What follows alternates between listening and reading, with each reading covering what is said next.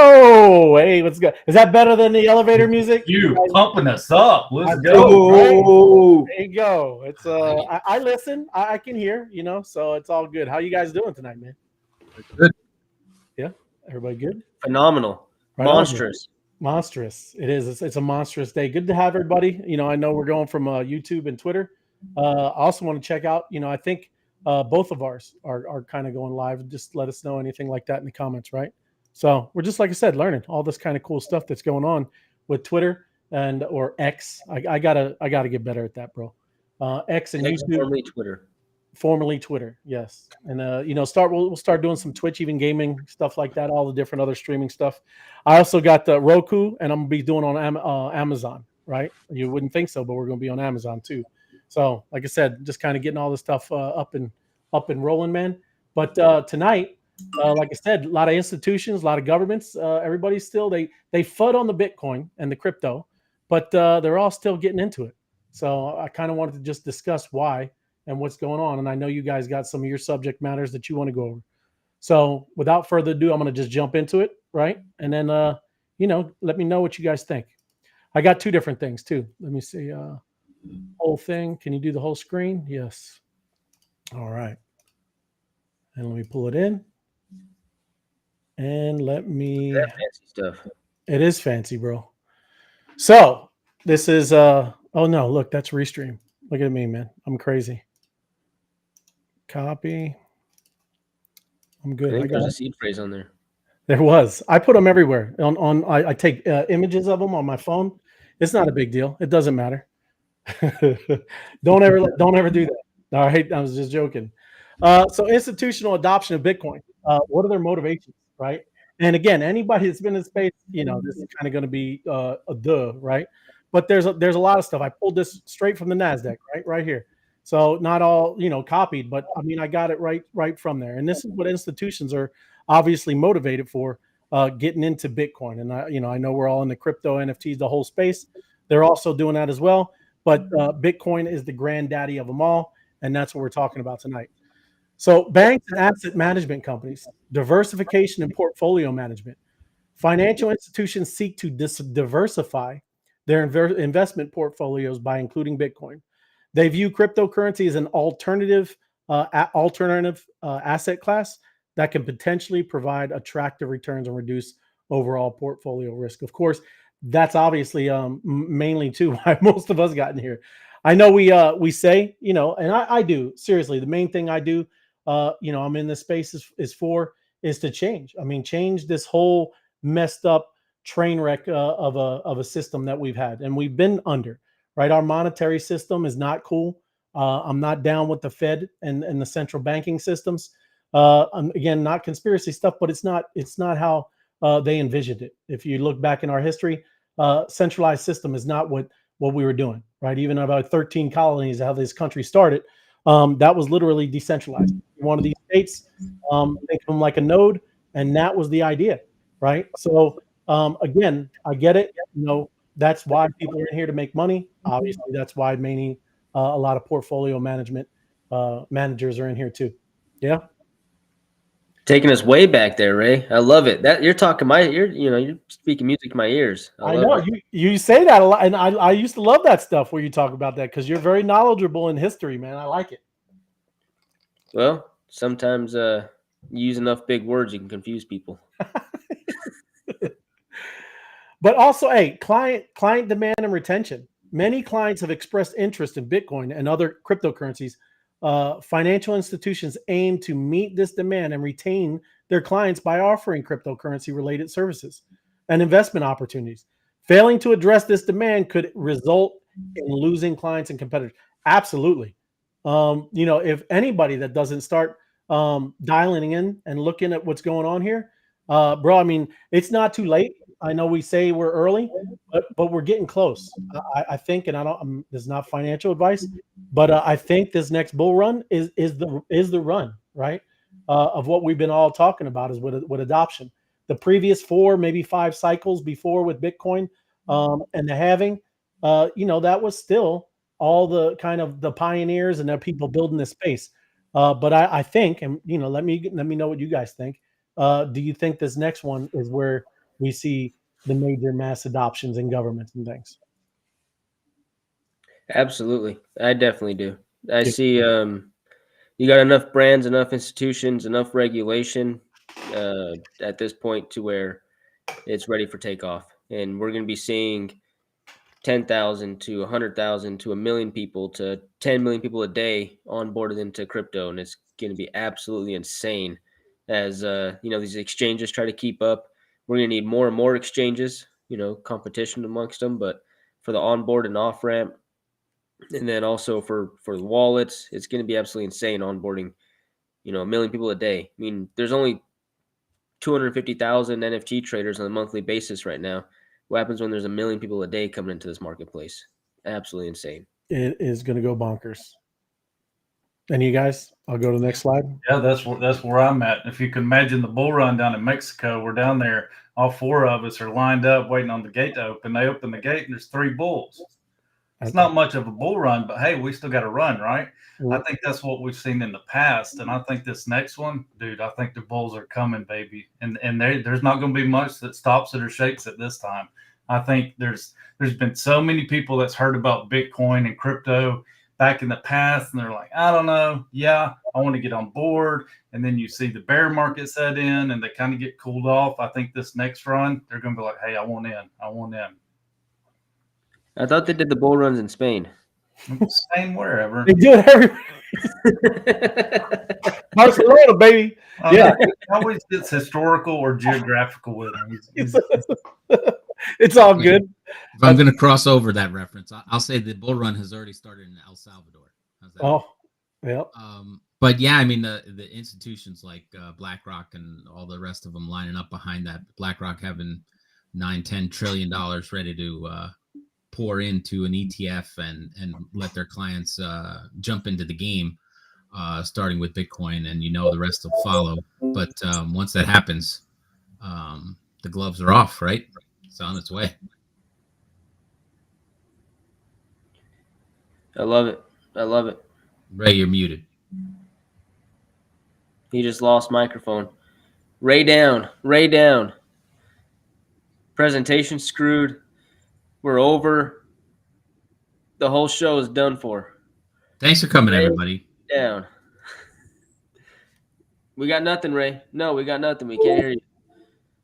Oh. Was that a fart? Are we back? Ray's back. We back. There you go. We're supposed to all stay quiet. That's ridiculous, man. I mean, come on. All right, my bad. Get right back at it. But no, great commentary. Appreciate it. Let me get back to sharing, and we'll get back in this thing here. He's got the nice. What are you pointing at, bro? There we go. The logo. Trying not to get stung over here. Yeah, that's right. There you go. Cool. Hedge against economic uncertainty. I think a lot of that, right? That's a big one, right? I don't care if you're a financial institution or not, but they view Bitcoin as a potential hedge against economic uncertainty and inflation. They perceive Bitcoin's decentralized nature and limited supply as features that can protect them against devaluation of traditional currencies and safeguard their wealth. Like I said, I don't think that's any just financial institute. I think that's across the board. That's exactly what everybody talks about with Bitcoin. It is another store of value. We had a cool talk about how it's also maybe a store of energy, a lot of different things. But yes, that I think is by far the big, and also where I think you'll start seeing the decoupling that people are talking about, because you've been seeing it pump these past couple of days. Well, so is the Dixie, the dollar index, right?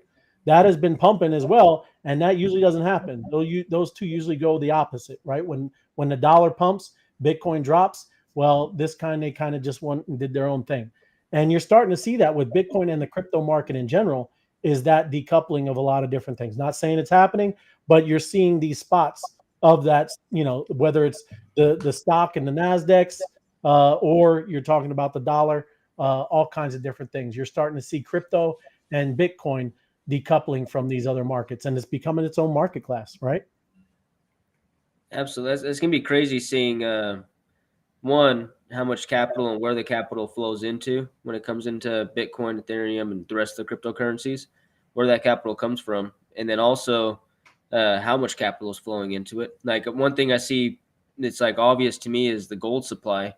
You know, the market cap of gold is 11-12 trillion dollars. Bitcoin's only a 500 billion, and Bitcoin can do far more what gold is capable of doing.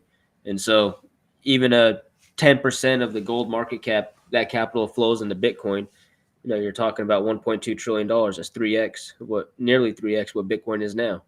So, and that trickles down into the rest of the cryptocurrencies. So definitely interested to see how that happens. And then also the decoupling of Bitcoin from ETH and from all the rest of the cryptocurrencies, and all the currencies taking their own market share. Absolutely. You Yeah. see them. Go ahead. My bad.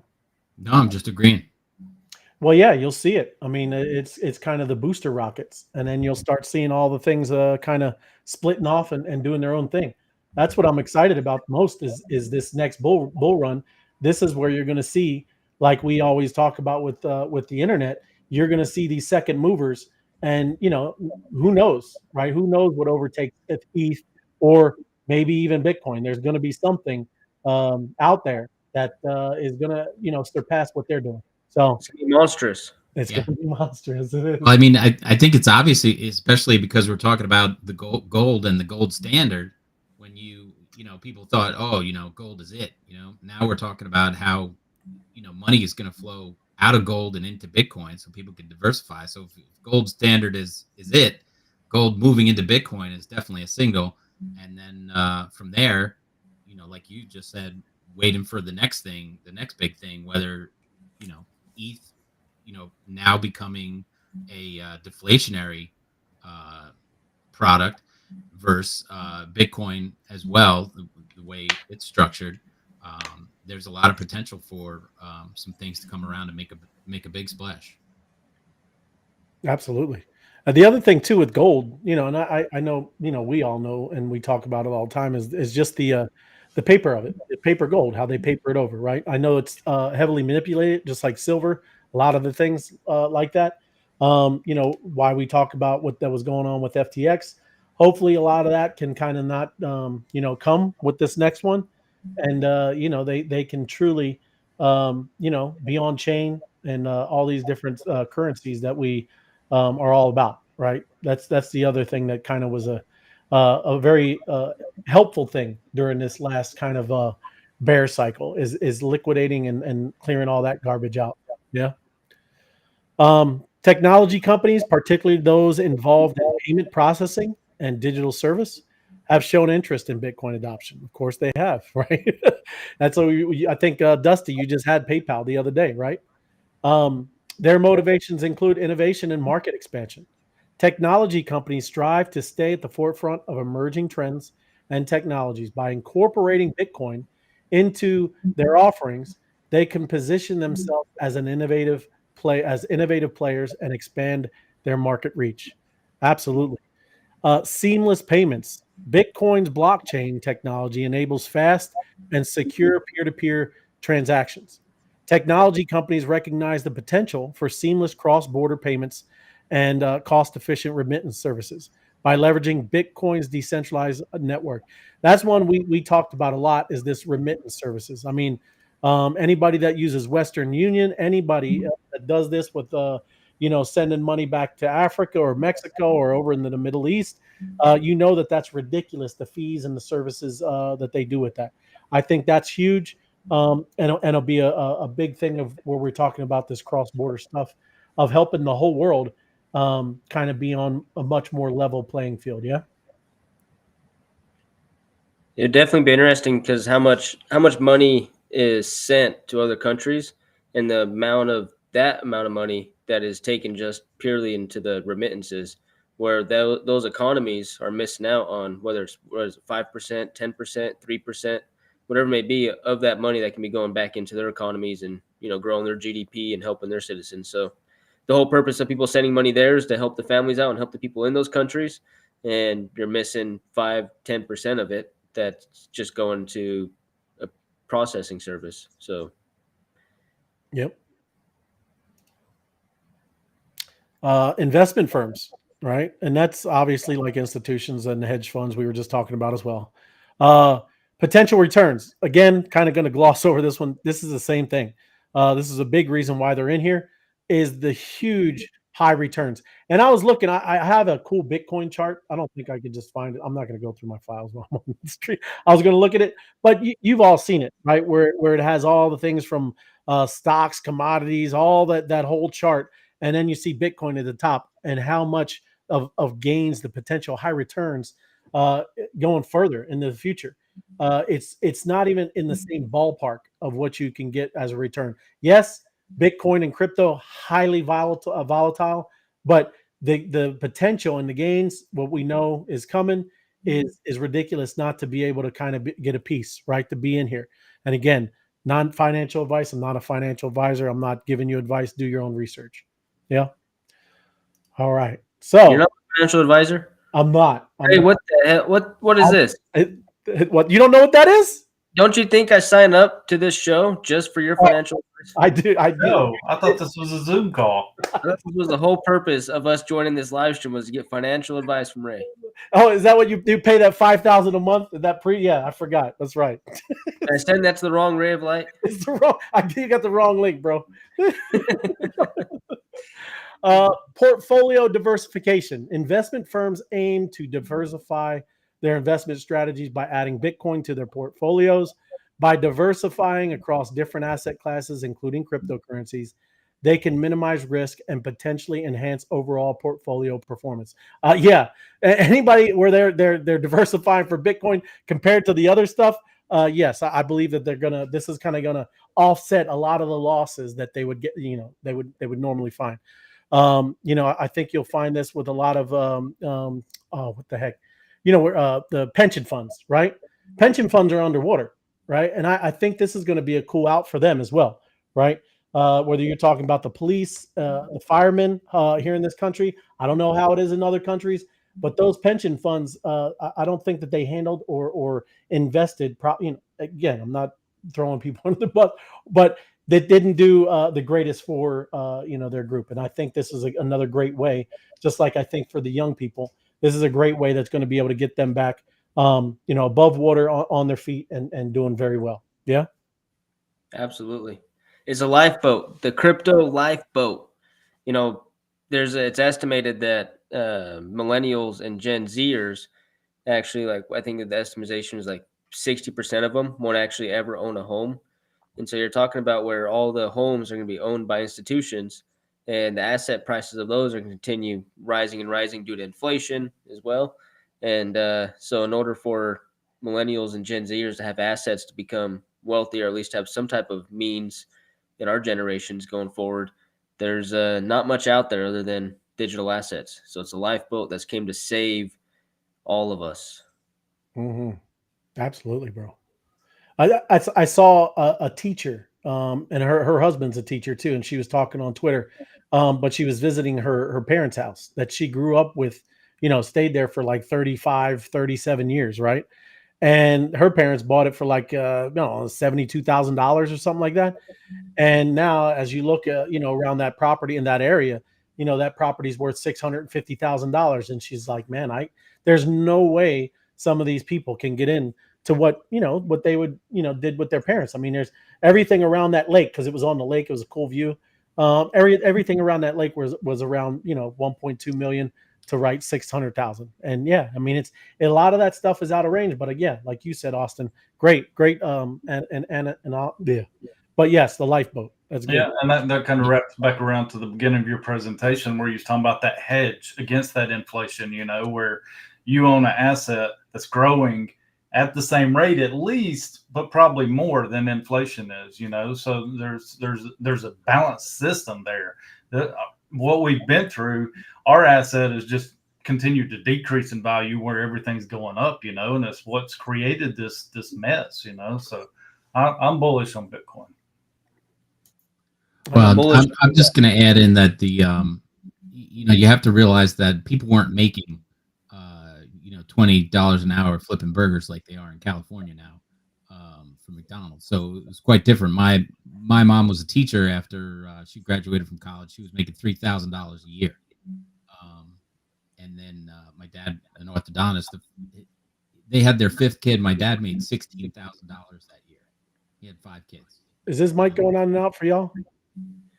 Is it going on and off? Yeah, a little bit. It's in and out some.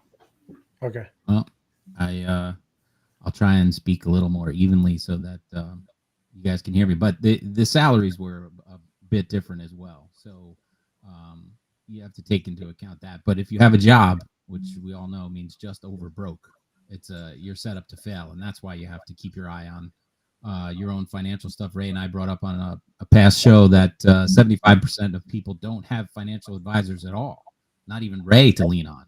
So, it makes a big difference. You got to pay attention to what's going on and the potential of these new investments that are coming around, built to protect the individual and not the institution. Yeah, I actually work for a nationwide corporation, and I was telling Ray about it. Once a year, we've got a raise built into our system, And when I got put up, for my review and my raise, I actually got top tier, which was 4% of my salary. And Ray actually made the comment. He's like, dude, that's awesome, bro. Especially when, inflation over the last year has been like 12%. They're not even keeping up, and it's true. Like, it's true. I mean, it's just, it's the gates are wide open on inflation, while we're just out here trying to keep up with what's going on. It's crazy. It is. It's tough out there, man. That's why that's why Twitter's awesome, man. I mean, everybody putting all the content on there, because there was a young dude in there shopping at Costco, and dude, he just did it a year ago. And he's like, dude, I don't know what they're talking about. 12% inflation. This is 75 to 80%. He was showing, dude, he was just doing it. Oh, yeah. It showed it right there. It's crazy, And this too, I'm not going to go over that. It's the same thing. Again, this is store value inflation hedge. And these are all, like I said, all the different institutionals, governments, different things of why they're doing it. And there you go. I was going to go back and see what you guys got. And if you don't, let me know, because we're going to talk about 10 countries leading the blockchain technology in the world, right? I think Sniper might have had something. I got two that correlate exactly with what you just put up there, Ray. I don't know if Sniper's going to do this too, but quick video and the chart. Yeah, go ahead, Tim. How do I share my screen here, Ray? If you go down to the bottom, it's got the arrow, and then when you put it up, I'll drag it in. Oh, the arrow. I don't got an arrow either. You don't have an arrow? I got a plus sign. There you go. There's his arrow. That one. There you See go. this guy? Yeah. Oh yeah. Oh yeah. He knows what he's talking about. I'm that first Bitcoin chart guy, bro. Oh, do I have to do the the audio? Do I Yeah. have to take this down? Yes, you do. All right. Well, yeah, that's my man. I like that. That's kind of cool, man. What was that, about 10 years ago? Something longer like than that. Share audio. Hey, Tim, I wonder if you turn off the echo cancellation, if it'll help your microphone from going in and out. Okay, that's probably on mic settings. Hold on. But yeah, no, I mean, that's kind of what's You want all. to share that, Ray? Oh, that's much better. Yeah. I'm right here watching history be made. Bitcoin is now up to $111. It's an all-time high, and it's continuing to rise. I've seen it break 3 times today. It went up to 110, and this is the highest that it's been. It's ridiculous. It's ridiculous. Last trade, 189 Bitcoin for $111 piece. That's amazing to me. I mean, just look at this graph. You see this graph? That's the last 3 hours. Give me a second. I'll switch it up. I'm right here watching history be made. Imagine that feeling. That's amazing to me. Absolutely imagine that. It's crazy, When it jumps up like that, that's amazing. It is. I got Musical chairs. I just have the one chart from just yesterday. So not that one, this one. So I wonder what he's doing today if he looks at this one. Yeah. It went up $1,000 just 24 hours ago. So we're hovering just over 28,000. It was 27, just a short while. So $1,000 in a day. This guy must be like, I knew it all along. Check out my video. But that is what's funny during these bear markets, because I hear people all the time, man, I wish I was in early like you guys. I wish I was in early like you. And then when these opportunities come, they're like, what? No way, bro. You're crazy. That's the point.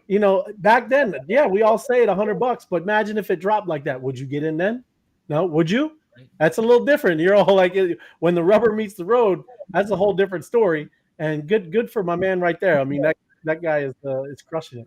Well, I remember going from 50 to 60 and nobody could stop talking about Bitcoin. Everybody was talking about Bitcoin. And then it goes back down to 30, 35 and even lower. And everybody was like, oh, I told you it's nothing. It's there. I'm like, why don't you like it now if you like that it's 60? Yep. It's very easy to go. It's easier to go back to 60 than it is to go from 60 to 100. But, they don't like to talk about it unless it's at the top. Nope. But it's also crazy too. You see that in NFTs a lot. Like the Bored Apes were 130 something ETH or 140 ETH a year and so ago, and now they're at like 28 or 24 or something like that. And everybody's like, "Oh my gosh, they've gone down so far. I've told you they're worthless." And like, there's a report that came out that 95% of NFTs are worthless and whatever. And it's like, all right, let's pull our heads out of the dumpster. These things started at $200 or $140, something like that. Yep. 2 years ago, and they got up to worth $250,000. Anything that goes to 200 to $250,000, absolutely insane. And that did that in a year. And then you say, okay, well, no, they're not there now. Okay, well, it's still like 60 grand right now or something like that. It's like from $200 to 60 grand in 28 months, anybody would kill for that type of return. Mhm. So, and you see that all the time in crypto. You see it with a bunch of NFTs, a bunch of tokens. You see it with Bitcoin. It's like if you zoom out and stop looking at the narrative for that week or that month or that 6-month range, you zoom out, Bitcoin's the highest performing asset in the history of the world. It's not even close. Not even close. Not even close. Mm-mm. And you're going to continue to see that. You keep zooming out. Look at it from the next decade. You're going to say, oh, crypto is the highest performing asset class in the history of the world. Yeah. Crazy, man. It's human nature. And I don't know why it's coded within us, but it's like human nature to buy the highs and sell the lows. I don't know why it's so hard to learn to get past that, but I think we've all had those experiences in our life, where we get the FUD. And speaking of FUD, speaking of what Austin was talking about, look at this story that's been circulating over the last couple of days. Look at that. Already discounted pudgy penguins. I've seen this circulating on a few different people's pages. And dude, it's so quick. Like, this was huge news last week. Like, Just a week ago, Dusty. Yep. Hit the Walmart shelf. And I actually think that it's a lot of people fudding their own bags. I don't know why people like to do it, but dude, they will FUD their own assets worse than anything out there else in the space. It's just amazing to me how they do this stuff, But Pudgy actually, they gave that 1-2 punch today. Like, how do you overcome this? People are out there, oh, short run, that was fast, blah, blah, blah, blah, blah. Well, they kind of trumped it today with this. Oh, hey, we're across the UK now. We're in all the Smiths. Pudgy penguins are Smiths nationwide over in UK. I thought it was pretty funny, as that story started catching on and people start getting the FUD syndrome. They released this today. I thought it was hilarious. I was like, no, that's some fun stuff. But yeah, wow, great story. Yeah, that is crazy, right? I mean, that's a great thing to be in, Walmart, biggest retailer, big box store. And then now I don't know Smith's in the UK, but that's great.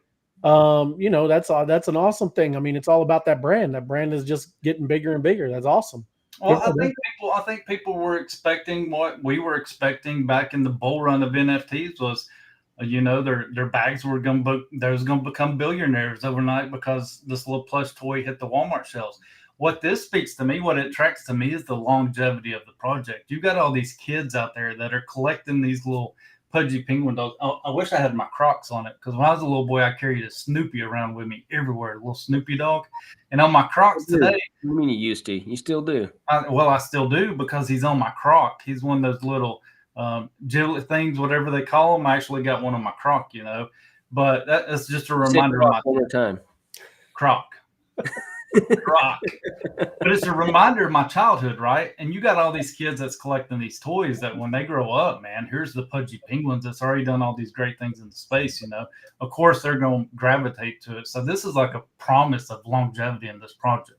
It's Not financial advice, but I mean, it looks good to collectors, like me and y'all. So I just think it's funny that people get on the FUD train so quick, like, oh, it's over. You're still in Amazon. You're in Walmart shelves. A lot of people are now saying that photo was generated. It was, somebody did that. It's hilarious to me. And then they did this today. I was just like, man, Yeah. I do not get this space sometimes. It's funny. Good for them though, right? They just had. Then you got the people on the flip side get a little bit of news. Look at this: Donald Trump's second NFT sales. Just because they heard a rumor of him becoming the next House Speaker, people are out there buying his NFTs up a 350% pump. It's amazing stuff to me. Amazing stuff. It is crazy, man. The world people are, they're kind of emotional creatures. They're Yep. Starbucks is still out there playing in the NFT market. It's 20th year of pumpkin spice. I don't know if y'all like pumpkin. I do not like anything with pumpkin in it. I'm with you. They're giving away pumpkin cake, pumpkin bread, pumpkin cookies. Oh, some chocolate chips. You had a little vanilla ice cream. Woo! And then he'll chase it down with an onion. That's for you. And some, some of his own little, coffee, right? That's good.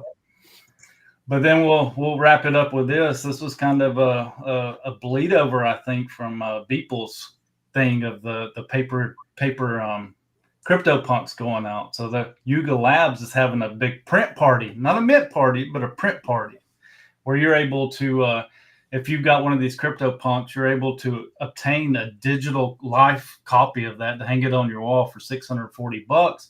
But it's not only that. There will be a 48-hour window there. If you just want the collection as an entirety, they put the whole collection on a 60 by 60 print for $500. I thought it was pretty cool. A print party. Right on. I like it. Print party. Let me get through. We got comments too. I want to neglect. We appreciate everybody watching. Thank you, Deborah. Good to see you. Joe, good evening, brother. Nice to see you, my man. Will, yes, thank you. We like it. The researching, yeah, that's Austin. He's got it right. Exactly. I knew he's gonna say, yeah, exactly. Yes, this is a big B fam. Good to see you, George. Yes, and tell hi Teresa. Awesome. 90. Thank you. 9.7 thousand subscribers. We need to get to 10. You're right, George. On the YouTube, we've been doing it for a good bit. So appreciate that. And KB Queen, evening. Good to see you. And hello, good evening, Ella. Good to see you. And what is it? You got the judge? Been on the grind, Dusty. Yeah, the judge. See you guys. All good, George. Good to see you, man. Sniper, have you seen the news? FUD and ignorance is contagious. There you go. It is. It's good stuff, though, Dusty. It is kind of crazy when people they're a part of something and then just a little bit of bad news. You got to dig in more, man. You got to get it's your stuff. You're in it, right? Well, that's the crazy thing about especially people fudding or talking crap about the Pudgy Penguins announcements. Overall macro, it's amazing for NFTs. It's an overall an overall plus for NFTs. Now, just because you don't hold a Pudgy and maybe you're just a Bored Ape or maybe you're this or that and you don't have a Pudgy, doesn't mean you're going to talk crap on another project. Show them support. They're out there trying to experiment with legitimate business models out there within the NFT space.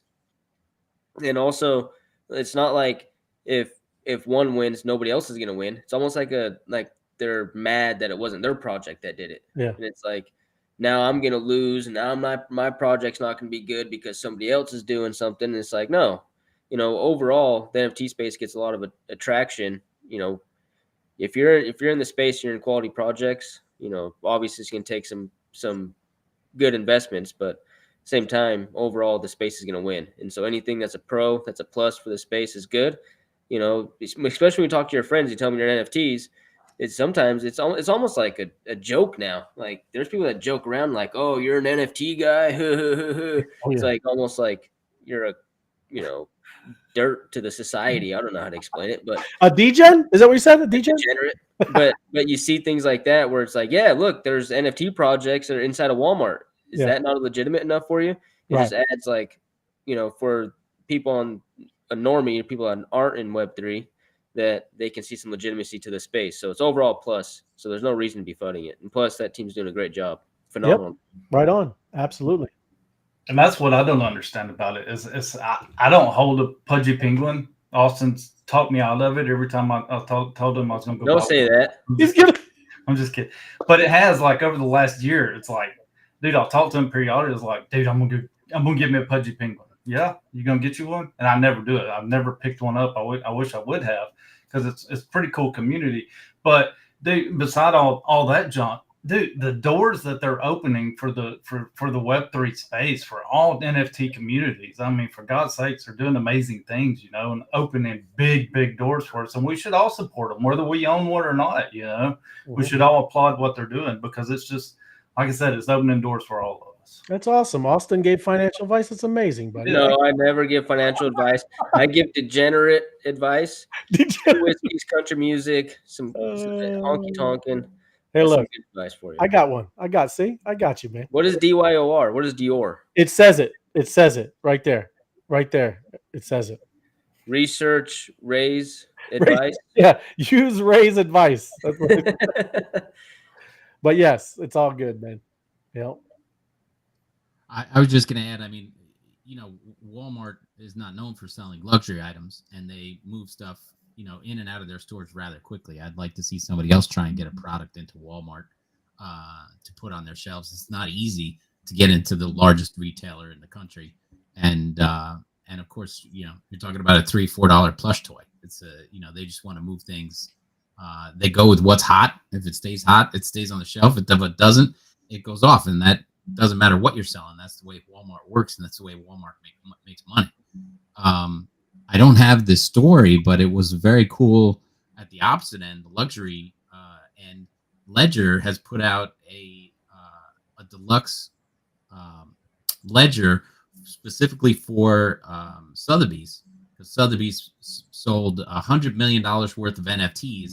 So Ledger partnered with Sotheby's to get a special ledger where you get VIP service on how to set up your ledger and hold your stuff. So you can get a luxury ledger now for a cold wallet, hard wallet for your NFTs if you get them through Sotheby's. So that's reaching at the high end now. You know, you're not going to see Sotheby's giving those out at the doorway, right? They want you, you know, spending money at the auctions. Yep. Anybody got anything else sharing a screen? You sharing your screen, Austin or Tim? No, you got all my stuff. I got you. Hands up. That's all good, man. No, that's what we're talking about. Hands up. That's it. But you know, we need to like we were saying too, our first show when we got back on here, we need to do some transformations, right? Seeing about how cool the monsters are.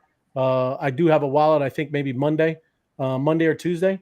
We'll do a show. Obviously, we may be getting you know, crypto news, what's going on for the day, but then we'll end the show with showing you how to transform a monster, name a city, claim that city, all the different cool things that you can do. You know, when you mint one, and then like I said, also you can transform them, and even after you transformed it once, you can transform it again. Crazy, bro. Because like And I again. said, huh? And again. And again, and more. And what weight? It's like the ShamWow guy, right? But guess what? None of you can have Corpus Christi, Texas. Oh yeah. Just saying. But yeah, none of you can have that right there. Look at that guy. Look at him. that guy. He's awesome, man. His hair glows like neon. My man is blinking, and there's his QR code. Support this stream. That's what I'm Is talking he about. bringing it back like 1998? He is. Look, he got the little. You know, he's. I'm gonna make some more. Got a couple more. Maybe I might make you guys one. I don't know. Yeah, I don't know if this is a maybe. I think that should be a definitely. All good, man. But if that's it, you know, we'll wrap it up. Appreciate you guys on tonight. I don't know if we'll do a Friday, but I think we'll maybe do a space or something. I don't know. Yeah, you still gonna do those, Austin, or what's your plans there? I think we're just gonna go live 24/7. Oh, walking around the house, eating breakfast, you know, making my coffee. I'm just gonna take you all in a day in the life of Austin for the next 10 years. So hey, attach your camera to me. I'll tune in a couple hours, not 24 hours, but I'll tune in, bro. I like it. Excellent, bro. Just be careful around the hours. Only if you're giving out financial advice. Yeah, that's right. I'll give a honky tonk advice. There you go. Oh well, yeah. You do get it down. You get down, man. You do the dancing right though. You don't do that line dancing. I like that. You know what I mean? Exactly. Right on. Appreciate Dusty it. does that line dancing. Does he? I Does do. he do line When he gets dancing? a fish on the end of the pole, he's sitting there dancing around. We don't have honky tonks around here. No, yeah, no, I don't have honky tonks. No. They just have honkies. Look at this guy.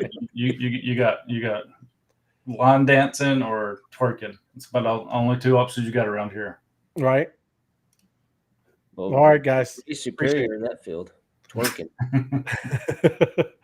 Sounds good. I'm gonna roll it out with this new. I got a bunch of these now. So appreciate y'all. Have a good one. Good night. Thanks everybody for watching. Yeah. Subscribe if you're not subscribed to the YouTube channel, and if you're not following us on Twitter, these are all our Twitter handles. Follow us on Twitter. Thanks, guys. Thank Peace out. you all.